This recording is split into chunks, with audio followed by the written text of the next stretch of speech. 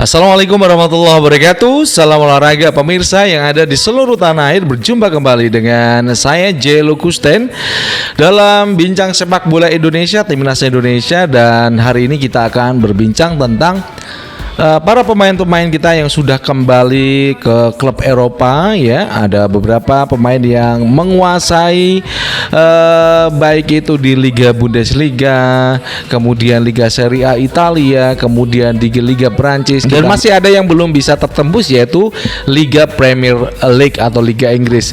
Tapi sebelumnya, bagaimana untuk Anda bisa memberikan like dan subscribe kepada kita untuk mendukung channel ini menuju 100.000 subscribers. Dan terima kasih buat semuanya yang udah like dan request. Jangan lupa untuk berikan kritikan dan juga saran kepada kita, karena kita tidak pernah lupa untuk Anda bisa mengkritik kita, memberikan saran ataupun memberikan komentar pada setiap konten yang kita tayangkan. Baik rekan-rekan semuanya, FIFA Matchday telah usai dan saatnya pemain-pemain kembali pada klubnya masing-masing. Ada Kevin Dix yang akan bergabung lagi bersama Borussia Mönchengladbach. Ada juga Kelvin Verdong yang kembali ke Lille, Liga Prancis. Setelah kemarin sebelum FIFA Matchday, Kelvin Verdong telah menandatangani kontrak selama 3 tahun. Dan berikutnya ada juga J.H. kemudian yang kembali ke Serie A Italia yang bermain di Sassuolo. Kemudian juga ada pemain-pemain kita, Emil Audero yang akan kembali ke Liga Serie A Cremonense. Berikutnya ada juga Ragnar Uratmangun yang kembali ke Liga Belgia. Itu adalah pemain-pemain kita yang mulai menguasai ataupun merambah Eropa, benua terbaik di dunia ini. Ada Liga Prancis, Liga Jerman ataupun Liga Italia, yang salah satunya kita belum masuk ke Liga Premier Inggris. Itu adalah penentu di mana kalau kita bisa masuk di sana, maka saya yakin Indonesia akan bisa mampu ke depannya untuk memberikan prestasi bagi timnas Indonesia. Baik, kita akan bahas satu persatu bagaimana seorang Kelvin Verdong yang telah bersama Lille, dan tentu saja musim ini apakah dia mampu menjadi starter ataupun pilihan utama pelatih Lille. Itu menentukan daripada penampilan seorang Kelvin Verdong, karena Lille akan bermain di Liga Eropa. Ini tentu saja membuat kita bangga ya dengan kehadiran pemain-pemain kita yang ada di Liga Prancis. Ini membuka mata dunia bahwasanya Indonesia itu salah satu macan Asia sekarang. Jadi Lebanon pun kemarin mengindikasikan ini kita seperti menghadapi Argentina. Itu dari para pemain Lebanon yang mengatakan.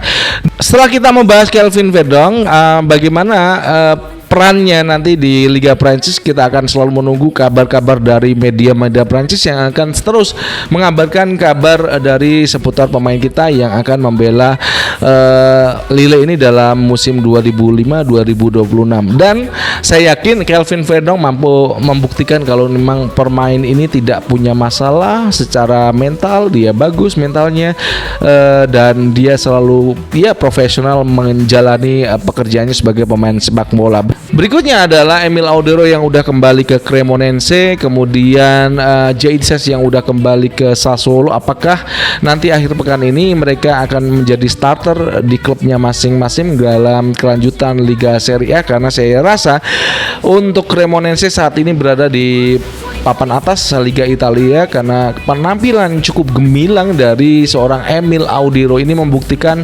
kualitas kiper Emil Audero itu bukan main-main ya. Dia bagaimana saat menghadapi AC Milan, kemudian menghadapi Sassuolo ya, di mana J.H. harus mengakui kekalahan dari Cremonense. Sedangkan ini buat Sassuolo di minggu ini nanti ada pertandingan Sassuolo di Serie A. Apakah J.H. masih dipasang sebagai starter di Sassuolo? Karena kemarin itu di pertandingan pertama dia tidak dimainkan, hanya di bangku cadangan. Kemudian saat menghadapi Cremonense dan kita kalah, J.H. menjadi starting 11 sejak menit awal dia dimainkan, tetapi memang kita kalah ya. Sassuolo kalah dari Cremonense. Berikutnya juga kita akan membahas bagaimana peran dari seorang Kevin Dix yang udah dibuktikan saat kemarin di FIFA Matchday bersama JHS melawan Lebanon. Ini penampilan dua pemain ini cukup luar biasa di lini belakang, meskipun kita minus dari Michel Gers yang mengundurkan diri dari pemanggilan dari PSSI karena ada masalah klubnya yang di Twente. Dan penampilan dua back kita ini JHS dan juga Kevin Dix cukup menarik saya rasa, karena sudah kita buktikan ya dari prediksi yang sudah kita sempat tayangkan sebelumnya, back itu akan diisi oleh Kevin Dix dan juga JHS. Cukup bagus mereka berdua berada di lini belakang timnas Indonesia. Apakah nanti saat melawan klub-klub di Bundesliga, Borussia Mönchengladbach mampu membuktikan diri? Seorang Kevin Dix berada di garis pertahanan dari Borussia Mönchengladbach. Kemarin dia udah menjadi pemain masuk di babak kedua. Apakah minggu ini dia akan dipasang sebagai starting 11 di klub Borussia Mönchengladbach? Kemudian kita akan membahas pemain kita yang ada di Liga Eredivisie. Di Liga Belanda ada Michel Gers, Justin Hapner, kemudian Ivar Jenner, Miliano Jonathan, kemudian siapa lagi nih, Dean James ya, udah ya kita sebutkan. Pemain kita banyak yang ada di Eredivisie. Ini membuktikan kekuatan timnas begitu solid di setiap lininya, kecuali di depan ada masih juga itu penyerang dari Volendam, Mauro Zilstra ya. Ini pemain-pemain kita yang ada di Eredivisie memang ya cukup bagus ketika mereka kembali ke timnas, dan mudah-mudahan setelah FIFA Matchday di bulan September ini, mudah-mudahan di bulan depan Oktober itu pemain-pemain kita yang ada di Liga Eropa tidak ada yang cedera, semuanya sehat semuanya. Juga ada pemain kita yang dipinjamkan ke AS Trencin, Marcelino Ferdinand dari Oxford United, sedangkan Ole Romani masih berada di Oxford United karena masa pemulihan dari cedera. Dan ya satu lagi yang ada di Belgia, Liga Bedia, FC Dender, Ragnar Uratmango nih yang kemarin tidak dimainkan karena memang pasca cedera.